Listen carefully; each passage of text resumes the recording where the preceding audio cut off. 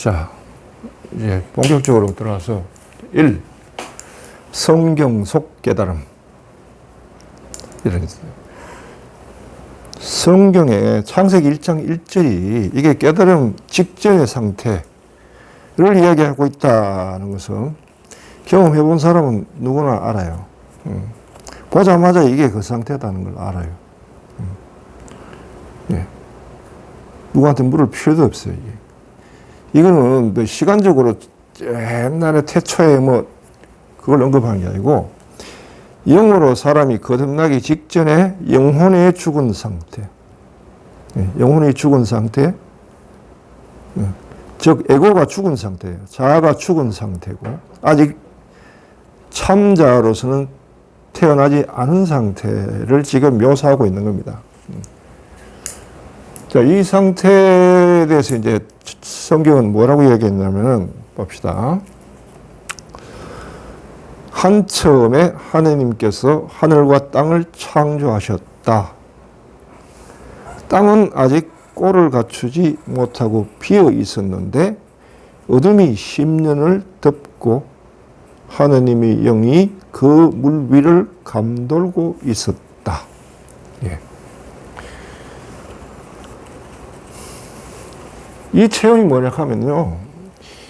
이걸 뭐라고 참 묘사하기가 어려워요. 왜냐하면 그 전에 일어난 어떤 사건이기 때문에 우리가 깨달음을 이야기할 때 항상 이런 일이 있었다부터 시작할 수밖에 없다고 했죠. 그거는 그 체험 위에서 갈 수 있는 길이 없기 때문이에요. 이런 체험이 있는데 이게 무엇일까 하면서 깨달음에 관한 현상 해석하기 전개될 뿐이지 이런 것을 이루기 위해서 이렇게 해서 그 체험을 만들어내자 하는 그 역이 성립되지를 않아요. 지금 이 창세기 1장 1절은 언설 이전의 것을 지금 체험이기 때문에요. 그래서 여기에 대한 이 경험자들의 여러 가지 그 체험을 나름대로 이제 개념화해 놓은 것들이 있단 말이에요. 그 개념들을 여기서 조금 이제 설명을 하고 그게 무슨 뜻에서 그게 나왔는지를 좀 이야기를 하고 이제 해봅시다. 첫째, 뭐죠? 땅은 꼴을 갖추지 않았다라는 것을 무라고 그래요. 무. 왜냐하면 존재가 없다는 거예요. 무는 어느라 하는 것은 항상 상대적인데 무 할 때는 무엇이 무인가 하는 거죠. 아직 존재가 없다는 거예요. 땅이 꼴을 갖추지 않았다는 거예요. 아직 어떤 존재로 있는 것이 아니다 하는 거죠. 두 번째는 뭐냐 하면 비어있다 했죠. 이걸 공이라고 합니다. 무엇이 없는 거예요? 인식할 대상이 없는 거예요. 아무것도 없죠. 인식할 대상이 없다. 그래서 비어있다고 해요. 세 번째는 어둠이 10년을 덮고 있다. 이 어둠이라는 건 뭐냐 하면은 아직 인식의 불이 켜지지 않은 상태예요. 무지 상태예요. 모름 상태예요. 그것이 10년을 덮고 있다. 라는 것은 10년이라, 어둠이 10년이라 하는 거, 뭘 의미할 거예요. 깊고 깊은 어둠, 끝이 없는 어둠, 끝이 보이지 않는 어둠. 여기에 반대되는 것은 밤입니다. 밤은 끝이 있죠. 어둠은 어둠인데 끝이 있는 어둠을 밤이라고 해요. 왜냐하면 조금 있으면 해가 뜨면 밤이 사라지니까. 어둠과 밤의 차이는 뭐냐면은 사라진다는 것을 아는 사람에게는 어둠이 밤으로 경험되지만은 그걸 모르는 사람에게는 어둠은 그냥 어둠이에요. 즉 어둠은 끝이 있다는 걸 모르는 사람에게는 어둠은 공포 대상입니다. 두려움이고 공포예요. 그러나 그걸 아는 사람에게는 공포가 아니고 푸근함이죠. 그 차이입니다. 그래서 어둠은 아무런 어떤 무지 상태라는 의미이고요. 그 다음에 하느님의 영이 그 물 위에 감돌고 있었다. 이 하느님 어둠 자체, 지금 아무것도 없는 상태, 아무것도 인식할 수 있는 없는 상태, 대상도 없고 주체도 없고 이런 상태에 있는데 하느님의 영이 감돌고 있다. 뭐라 이야기하고 형용할 수 없지만은 뭔가 없지 않다는 거예요.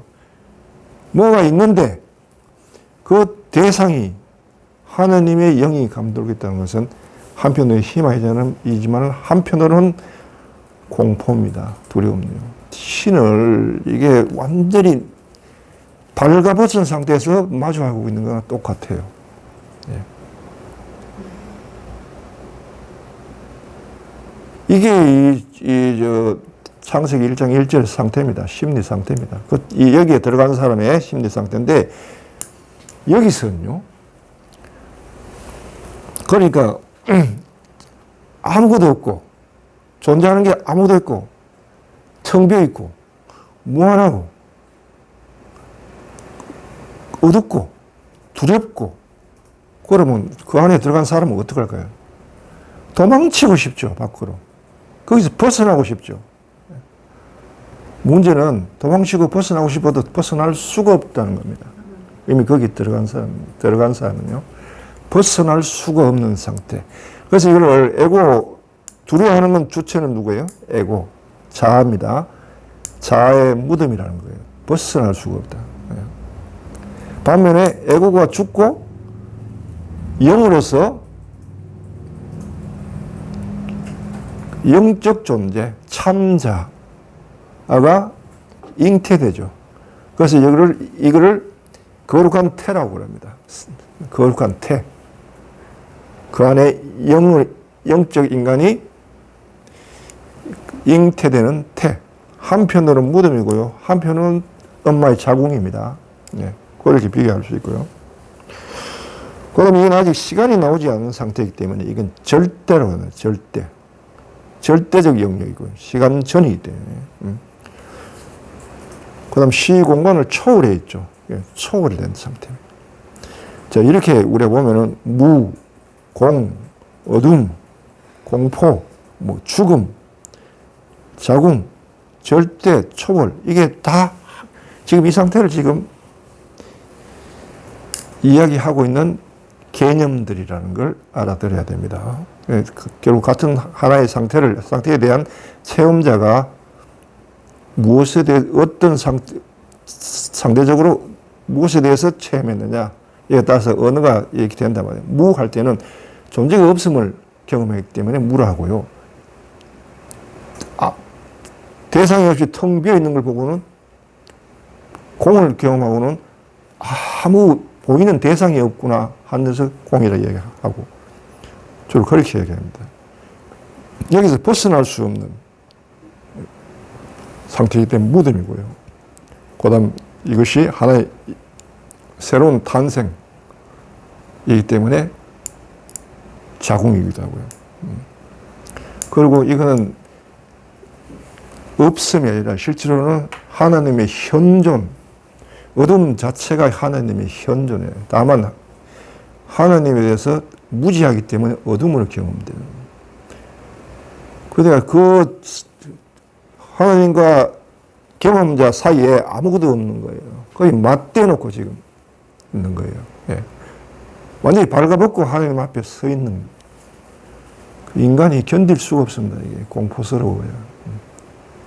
굉장한 공포스럽고 굉장한 불안함.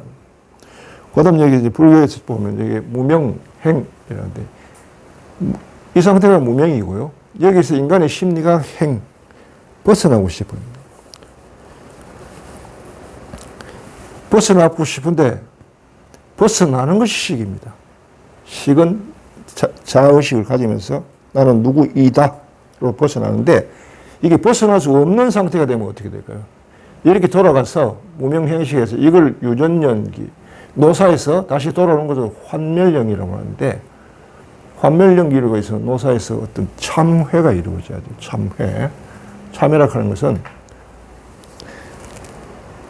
이전의 것을 뉘우치는 것을 참, 앞으로 벌어질 것을 뉘우치는 걸 회. 그래서 이전 거와 앞으로 일어날 것에 대해서 둘을 동시에 치는 거예요. 참회라는 것은. 예. 그렇게 해서 이제 참회를 통해서 이게 촉을 끊고 식을 끊고 멸수상이 됩니다. 가령 예를 들어 봅시다.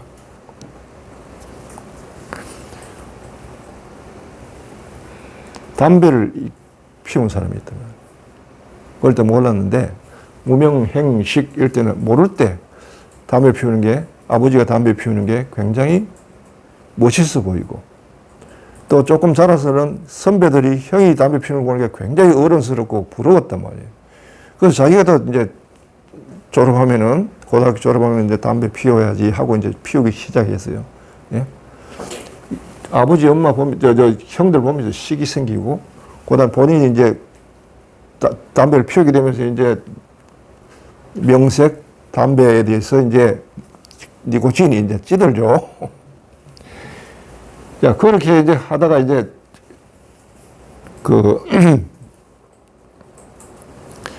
기회가 돼서 이제 담배를 피우고 담배를 사랑하게 되고 이렇게 됐는데, 그 결과가 어떻게 되냐 보니까 건강검진을 받았는데, 당신 폐암입니다.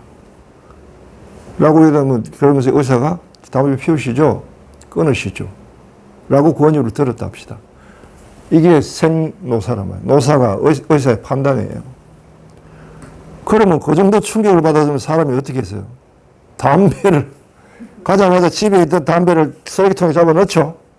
다시는 담배를 눈에 보이는데 두지 않고 손으로 만지지 않는 상태, 이게 촉을 끊는 거예요.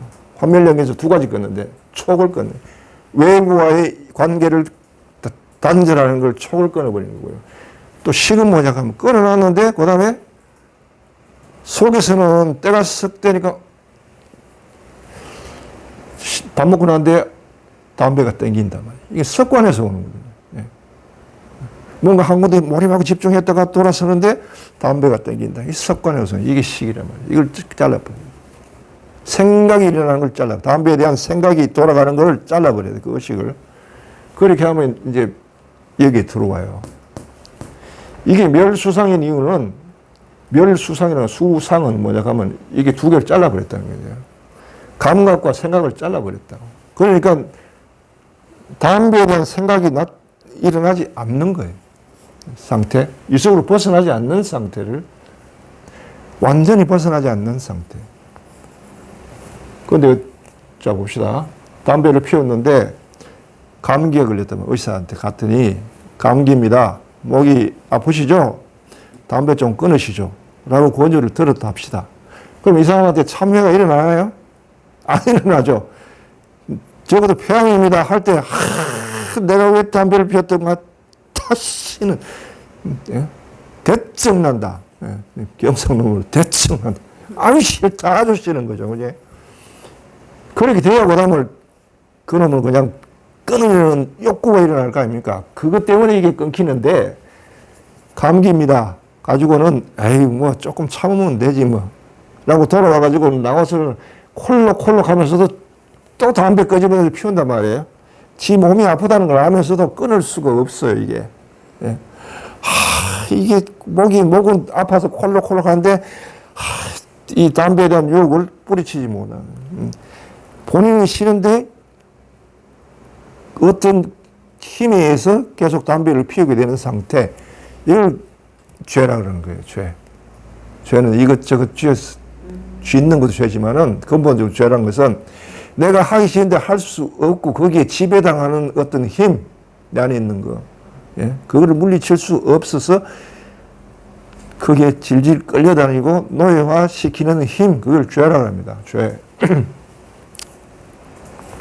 그런 사람에게는 참회가 일어나지 않기 때문에 이쪽으로 갈 수가 없어요. 환멸연기가 일어나지 않는다고요. 그 환멸연기가 일어나려고 하면 충격이 있어야 되는데 그 충격이 엄청난 거라서요. 왜냐하면 자기 에고를 잘라버릴 정도의 그런 결단력이 필요로 하는데 그러려고 하면 어떤 충격이 필요할까요? 주로 그래서 이제 이런 걸 깨닫는 사람들을 보면은 어떤 쇼크가 굉장한 사람들. 엄청난 죄인들이라든지요. 있죠. 뭐, 그 다음에 주로 이제 자신이 한 착각, 오류. 내가 이랬구나 하고 할 때 이제 그런 것들이 이제 끊겨나가는 힘이죠. 여하튼 그 상태에서 여기에 들어오면은 다시는 빠져나갈 수가 없어요. 에고가 죽어야만 나올 수가 있는 거예요. 바로 이게 무덤이에요. 이게 그래서 멸수상이라고 합니다. 나왔다 들어갔다 나왔다 들어갔다 이거는 아니에요. 예. 그래서 아예 없어져 버렸다. 그래서 거기서 벗어날 수 없다. 벗어날 수 없는 사람은 반드시 깨닫게 돼 있어요. 길이 그쪽밖에 없으니까. 나는 통로가. 자, 그래서 여기서 이제 무명이 이 상태고요. 행은 뭐냐 하면 두렵고 막연하고 공포스럽고 하니까 끊임없이 이제 거기서부터 벗어날 수 있는 하고자 하는 욕구가 일어날 거 아닙니까? 그게 행으로 나타나는데 어떤 식으로 나타나느냐? 이거예요. 나는 지금 어디에 있나? 나는 지금 어디로 가고 있나? 이거 딱 두 가지로 나타나요. 공포, 불안, 두려움 속에서 나는 지금 어디에 있나? 나는 지금 어디로 가고 있나? 그런데 이 질문을 던지는데 질문을 찾을 수가 없어요. 왜? 여기 소면서 촉은 감각이고 식은 지각이니까 감각, 지각은 뭐 마음의 활동이에요. 마음을 끊어내 버리기 때문에. 마음이 죽어버렸기 때문에 의식은 일어나고 생각은 질문은 던지는데 그거를 실행하고 실천할 도구가 없는 거예요. 그래서 그 질문을 하면서 이 상태에 태초 상태에 머무르게 되는 겁니다. 이게 바로 이제 깨달음 직전에 일어나는 일이에요. 깨달음 있지. 그런데 본인으로서는 이것이 예고된 거나 누가 가르쳐 준 게 아니고 홀로 그냥 앓고 홀로 마치 뭐랄까요. 옛날에 인디안 여인들은 아기 낳을 때 되면은 홀로 자기 아지트 해가지고 아무도 도움 없이 홀로 아기를 낳는다. 라는 것처럼 그야말로 그런 상태예요. 그러니까 그 공포와 그 고통이 얼마나 심할까요? 그 가운데 어느 날 때가 돼서 어떤 계기로 빛이 터지는 겁니다. 빛이 생겨라. 하니가 빛이 생겼다. 2절에 나오죠. 하느님께서 말씀하시기를 빛이 생겨라 하시자 빛이 생겼다. 하느님께서 보시니 그 빛이 좋았다. 하느님께서 빛과 어둠을 가르시어 빛을 낮이라 어둠을 밤이라 부르셨다. 저녁이 되고 아침이 되니 첫날이 지났다. 여기에 이제 보면은 깨달음의 양상의 두 가지 양상. 빛의 체험, 어둠 그 자체. 빛을 낮, 어둠을 밤이라고 했죠. 빛으로만 체험되지 않는다는 깨달음. 밤으로 체험되는 깨달음도 있다는 겁니다. 창세기에 하는 거예요. 밤이라는 건 뭐냐 하면 어둠이 더 이상 어둠이 아닌 것이 밤이죠. 즉 어둠 속에 빛이 들어와 버린 거예요. 어둠적 빛 이렇게 해서 더 이상 어둠이 나에게 공포와 두려움을 주지 않을 때 내가 비록 어둠 속에 있다 하더라도 비록 그 어둠은 어둠이 아니게 됩니다. 그래서 그걸 밤이라고 해요. 밤을 체험한 사람도 이미 깨달은 사람이에요. 여기에 대한 재밌는 적이 있는데 요한복음에 가보면요. 요한복음이 어딨냐.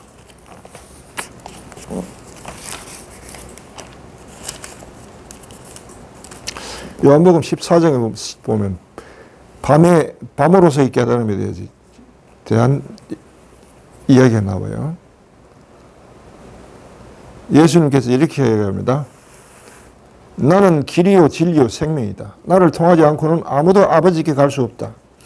너희가 나를 알게 되었으니 내 아버지도 알게 될 것이다. 이제부터 너희는 그분을 아는 것이고 또 그분을 이미 뵌 것이다.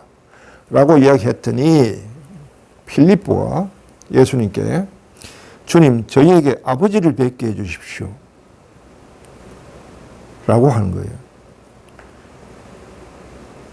저희에게 그것으로 충분하겠습니다. 하자 예수님께서 그에게 말씀하셨다. 필립보야, 내가 이토록 오랫동안 너희와 함께 지냈는데도 너는 나를 모른단 말이냐?